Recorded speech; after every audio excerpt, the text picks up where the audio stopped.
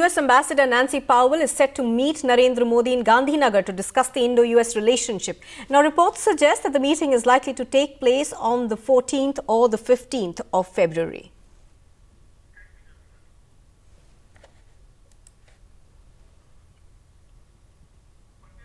In fact, we now have Milan Vaishnav joining us from Washington.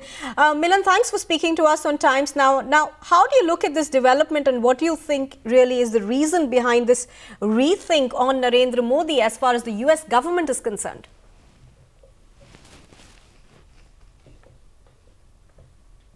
Well, I think it's both things, frankly, but I think the most important thing is that there are people in the State Department and in the White House, in the Obama administration, who are keenly aware that if Narendra Modi were to become India's prime minister come May 2014, that would present a real awkward moment for this bilateral relationship, one that is a strategic partnership, one that is growing despite the recent setbacks, which are well known, and the idea that the Prime Minister of India, the largest democracy in the world and a major strategic partner of the United States, could not enter U.S. soil was the subject of much consternation.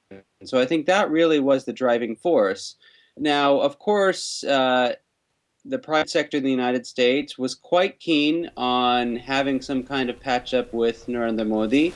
There is a fear among many in the private sector that if Modi were to become the prime minister and there was no change in the U.S. policy, that U.S. businesses, U.S. firms may be at a competitive disadvantage compared to other firms, those in Europe and those in Asia. Now, Mr. Vaishnav, the other point really is the visa ban. Now, is the United States set to end that on Modi, and will he get a visa before the election? Or do you think they're going to try and play safe and adopt a wait-and-watch policy, essentially? You know, I think that the big issue here is the fact that the U.S. ambassador is going to meet with Narendra Modi. I actually think the visa issue is a non-issue in the short run. That's because the United States policy is not to preemptively issue visas to anyone around the world. The United States will consider giving a visa only once a visa is applied for. So I think until and unless Narendra Modi applies for a U.S. visa, that issue is not going to see any change between now and the election. So I think that's something where my sense is we won't see any movement until, and again, unless Narendra Modi becomes the prime minister. Well, Tavleen Singh is also joining us on this. Now, Tavleen, how do you see this development? Because as far as the BJP is concerned, they're going to go about town talking about it and, essentially say that the United States believes that perhaps Narendra Modi could really be the country's next prime minister.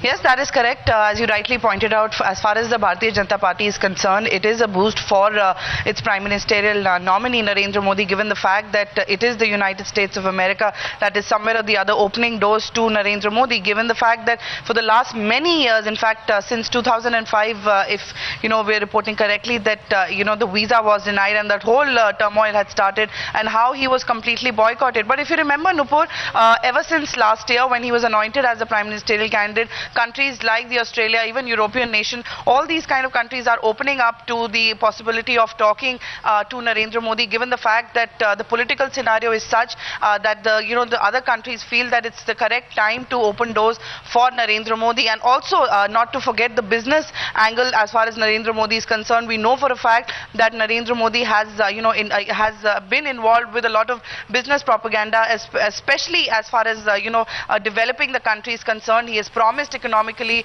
what all he promises to do as far as coming to power is concerned. So which is why this big development happening, definitely a boost for Narendra Modi as well as the BJP.